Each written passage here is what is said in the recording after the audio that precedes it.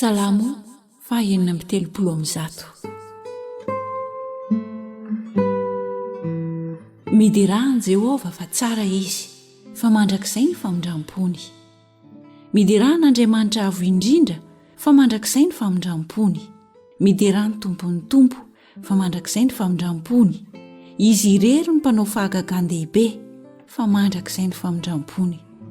Izay nanao ny lanitra tamin'ny fahendrena, fa mandrakizay ny famindram-pony. Izay namelatra ny tany ho ambonin'ny rano, fa mandrakizay ny famindram-pony. Izay nanao ireo fanazavana lehibe, fa mandrakizay ny famindram-pony. Dia ny masoandro ho mpanapaka ny andro, fa mandrakizay ny famindram-pony. Ary ny volana sy ny kintana ho mpanapaka ny alina, fa mandrakizay ny famindram-pony. Izay namelo ny voalohany teraka Egipta, fa mandrakizay ny famindram-pony. Ka nitondra ny Israely ny voaka avy teo aminy, fa mandrakizay ny famindram-pony. Tamin'ny tanana mahery sy ny sandrina injitra, fa mandrakizay ny famindram-pony. Izay nampisaraka ny ranomasina mena, fa mandrakizay ny famindram-pony. Ka nampandeha ny Israely namaky teo AFOVOANY, fa mandrakizay ny famindram-pony.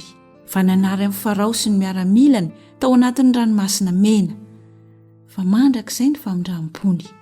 Izay nitondra ny olony nitety ny hefitra, fa mandrakizay ny famindram-pony. Izay namely ny mpanjaka lehibe, fa mandrakizay ny famindram-pony. Ka nahafaty mpanjaka malaza, fa mandrakizay ny famindram-pony. Dia Siona mpanjaka ny Amorita, fa mandrakizay ny famindram-pony. Sioga mpanjaka ny Basana, fa mandrakizay ny famindram-pony.